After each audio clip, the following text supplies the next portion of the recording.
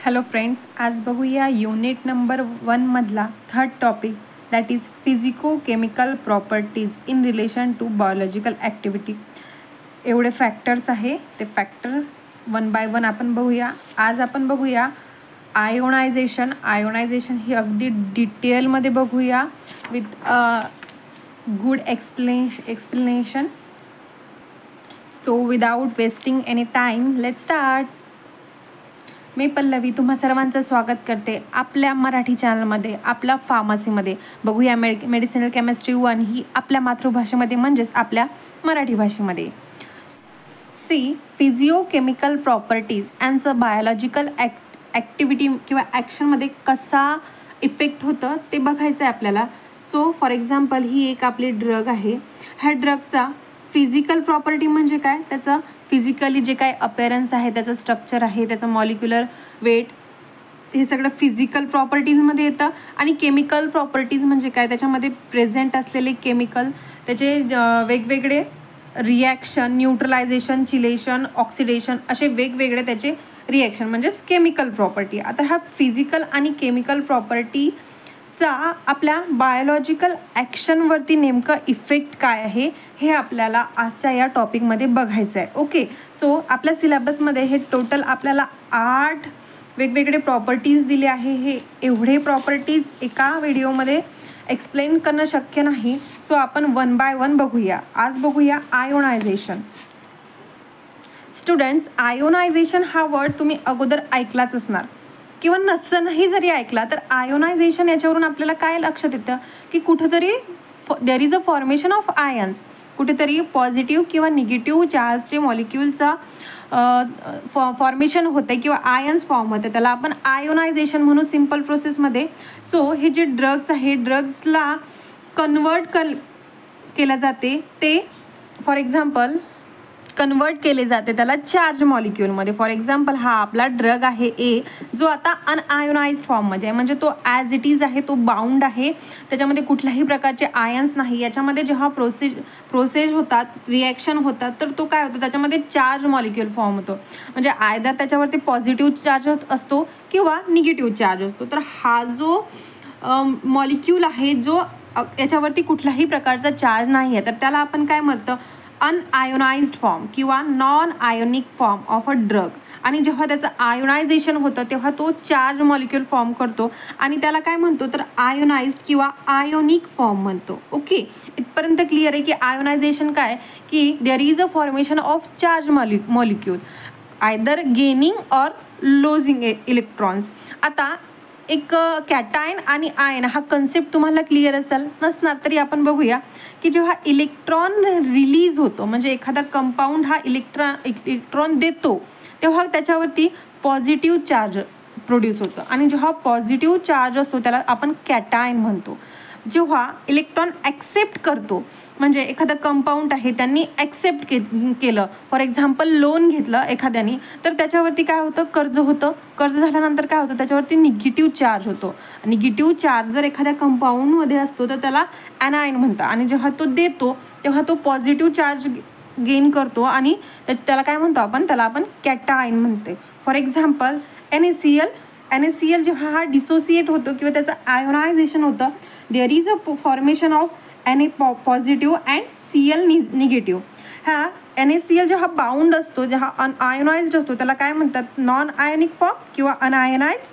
आणि जेव्हा त्याचं डिसोसिएशन होतं किंवा आयोनायझेशन होतं तेव्हा ते जे काही फॉर्म होतं त्याला आयोनाइज्ड फॉर्म होतो. इथपर्यंत क्लिअर आहे सगळ्यांना.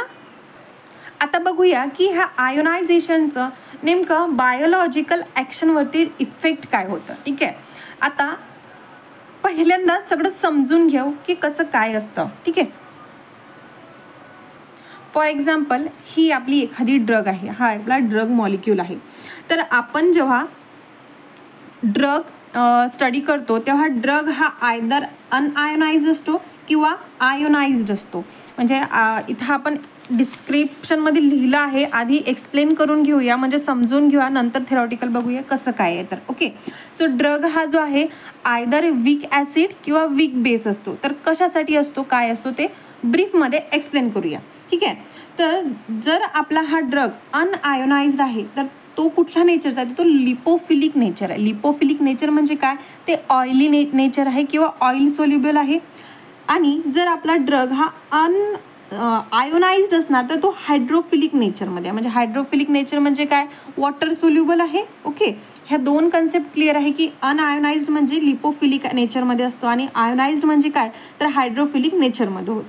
ठीक आहे, आता एक रफमध्ये ही एक डायग्राम काढली. ही डायग्राम तुम्हाला एक्झाममध्ये लिहायची गरज नाही आहे, बट कन्सेप्ट क्लिअर हो म्हणून ही एक डायग्राम तुम्हाला दाखवलेली आहे. आय नो खूप खराब डायग्राम आहे, बट तरीही जेव्हा आपण ड्रग इनटेक करतो, जेव्हा आपण ड्रग घेतो तेव्हा आपला ड्रग कसा असायला पाहिजे, तेव्हा हा ड्रग शुड बी अनआयोनाइज्ड किंवा साल्ट किंवा न्यूट्रल असायला पाहिजे. तर का, जर जेव्हा आपण ड्रग माउथमध्ये इनटेक करतो, ठीक आहे, हा त्याच्यानंतर एंटर होतो स्टमकमध्ये.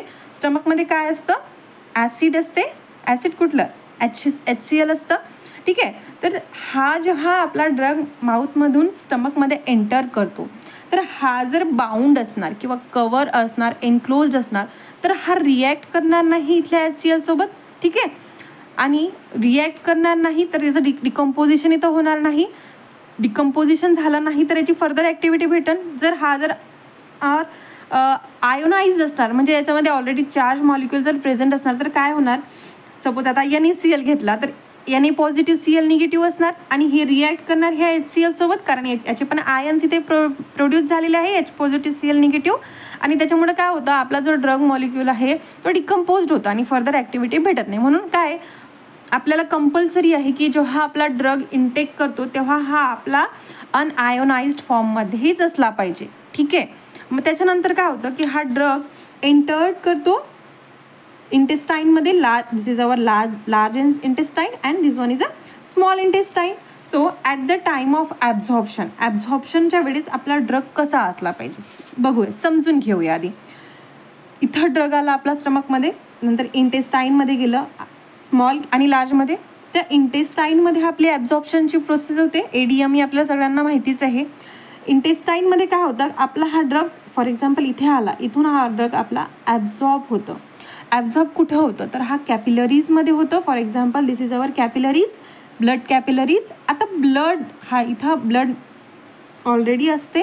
आता ब्लडचं नेचर कसं आहे, फॉर एक्झाम्पल आपल्याला जर कट लागला तर रक्त माहिती आहे तुम्हाला, रक्त पाण्यामध्ये डिझॉल्व्ह होतं म्हणजे काय आहे, हायड्रोफिलिक आहे. तो आपला हा जो ड्रग आहे हा सुद्धा हायड्रोफिलिक असला पाहिजे. लाईक डिझॉल्व्स लाईक माहिती आहे आपल्याला. जर आपला ड्रग जो आहे हा जर ऑइल सोल्युबल असला ह्या एरियामध्ये तर तो ब्लडमध्ये डिझॉल्व्ह होणार नाही. डिझॉल्व्ह झाला नाही तर तो फर्दर डिस्ट्रीब्यूट होणार नाही. सो आपलं कंपल्सरी काय आहे की इथं आपला ड्रग जो आहे हा वॉटर सोल्युबलच असला पाहिजे. म्हणजेच काय, हायड्रोफिलिक असला पाहिजे. म्हणजेच काय, हायड्रोफिलिक असण्यासाठी त्याचं नेचर कुठलं लागतं तर हे आयोनाइज नेचर लागते. सेम इथं लिहिले आहे की जेव्हा त्याचं ॲब्सॉर्प्शन व्हायचं असतं तेव्हा इंटेस्टाईनमध्ये हा आपला ड्रग जो आहे तो ब्लड सोल्युबल असला पाहिजे. ब्लड हे आपला हायड्रोफिलिक नेचरमध्ये आहे, राईट, हायड्रोफिलिक नेचरमध्ये आहे. आणि ब्लड हायड्रोफिलिक असल्यामुळं हे आपला हा drug should be in hydrophilic nature. Okay, so म्हणजेच हा आपला ड्रग जो आहे हा आयोनाइज्ड असला पाहिजे. पहिल्यांदा आपण जेव्हा इनटेक करतो तेव्हा काय, तो आपला अनआयोनाइज असला पाहिजे. आणि त्याच्यानंतर जेव्हा त्याचं ॲब्झॉर्प्शन होतं तो कसा असला पाहिजे तर तो आयोनाइज्ड असला पाहिजे. त्याच्यानंतर जेव्हा ब्लडमधून आपला ड्रग हा डिस्ट्रीब्यूट होतो, कुठल्या तरी ऑर्गनमध्ये डिस्ट्रीब्यूट होतं. फॉर एक्झाम्पल एखादी पेन किलर जर आपण घेतली असणार तर ती त्याच्या डिझायरेबल रिसेप्टारपर्यंत जाऊन पोचते, डिझायरेबल ऑर्गनपर्यंत जाऊन येते. फॉर एक्झाम्पल हा आपला ऑर्गन आहे, फॉर एक्झाम्पल लेग आहे. आय नो डायग्राम खूप खराब आहे, बट कन्सेप्च्युअल बघूया की हा आपला ऑर्गन आहे. आणि ऑर्गनमध्ये काय होतं की खूप सारे टिश्यू प्रेझेंट आहे. टिश्यू म्हणजे काय, नंबर ऑफ सेल्स एकत्र आहे. ठीक आहे, याला जर आपण आणखीन झूम करून बघितलं की हा आपला सेल आहे, एक सिंगल सेल कशी बनलेली असते तर ही जी सेलची आउटर लेअर असते म्हणजे सेल मेम्ब्रेन आहे ती कशाने बनलेली असते तर ती it is made up of phospholipid. Okay, आणि लिपिड हा वर्ड आला. लिपिड म्हणजे काय, लिपोफिलिक इन नेचर म्हणजेच काय, ऑइल सोल्युबल आहे. सो आता हा आपला ड्रग ऑलरेडी ब्लडमधून आला जो वॉटर सोल्युबल होता आणि इथं येऊन पोहोचला. बट ही तर परमॅबिलिटीच नाही आहे, मग ही जाणार कसं? तर हा आपला जो ड्रग इथं आला तेव्हा तो कसा असला पाहिजे, तर तो आपला हायड्रोफिलिक नाही, तर तो आपला लिपोफिलिक नेचरमध्ये असला पाहिजे. लिपोफिलिक नेचरमध्ये असायसाठी त्याला काय इम्पॉर्टंट आहे की तो आपला ड्रग जो आहे तो अनआयोनाइज्ड फॉर्ममध्ये असला पाहिजे. सो आयोनायझेशनचं हे इतकं मोठं रोल आहे आपला ड्रगचं की माउथपासून तर त्याच्या डिझायरेबल रिसेप्टारपर्यंत जायपर्यंत त्याचा जो काही चेंजेस आहे तर एवढं महत्त्वाचं आहे हे आयोनायझेशन आपला ड्रगला डिझायरेबल इफेक्ट शो करण्यासाठी. की पहिल्यांदा हा जो आहे ड्रग आपण जेव्हा इनटेक करतो तेव्हा तो आपला अनआयोनाइज्ड असला पाहिजे, सो दॅट कुठेही इथं रिॲक्शन होणार नाही, इथं आपल्याला त्याची ड्रग्सची गरज नाही आहे. त्याच्यानंतर इथं ॲब्झॉर्प्शन व्हायसाठी तो आपल्याला आयोनाइज्ड फॉर्ममध्ये पाहिजे आणि त्याच्यानंतर फर्दर त्याच्या रिसेप्टारपर्यंत जाऊन पोहोचेपर्यंत तो आपल्याला कसा पाहिजे, तर तो आपला अनआयोनाइज्ड फॉर्ममध्ये पाहिजे. इथपर्यंत समजलं सगळ्यांना, अगदी क्लिअर झालेलं आहे. सो हेच इथं एक्सप्लेन केलं आहे की थिअरॉटिकली हे आता आपण एक्सप्लेनेशन बघितलं आहे, आता थिअरॉटिकली बघूया की आपला हा जो आयोनायझेशन फॅक्टर आहे की बायोलॉजिकल ॲक्टिव्हिटीमध्ये कसा इफेक्ट शो करतो, की हा एक खूप इम्पॉर्टंट रोल शो करतो. आपण बघितलं आहे की फार्माकोकायनेटिक्समध्ये हा खूप इम्पॉर्टंट रोल शो करतो. फार्माकोकायनेटिकमध्ये काय येतं की moment of drug in body, pharmacokinetic आणि डायनॅमिक आपण ऑलरेडी प्रिव्हियस लेक्चरमध्ये एक्सप्लेन केलेलं आहे. फार्माकोकायनेटिकमध्ये काय येतं तर ॲब्सॉर्प्शन, डिस्ट्रीब्युशन, मेटाबोलिझम अँड एक्सक्रीशन येतं.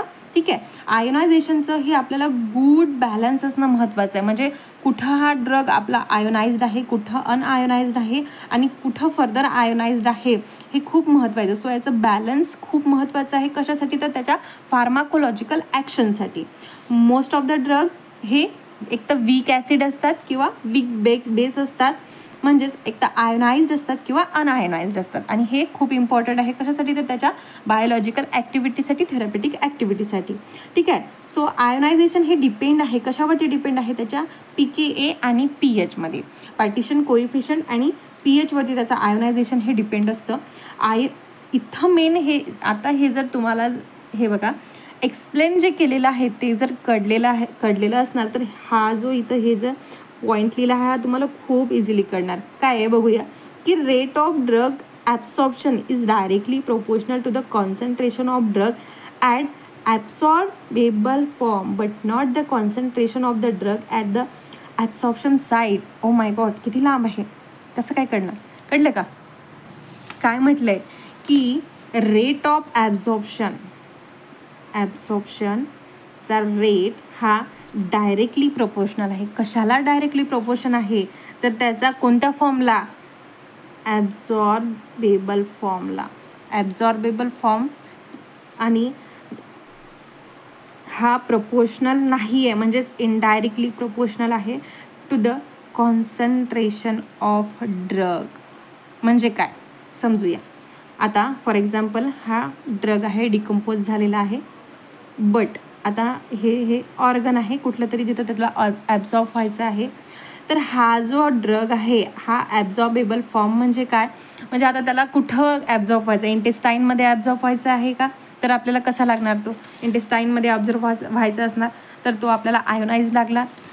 सेलमध्ये ॲब्झॉर्ब व्हायचं असणार तर तो आपल्याला अनआयोनाइज नाही. म्हणजे काय, हे त्याचं फॉर्म आहे, ॲब्झॉर्बेबल फॉर्म आहे.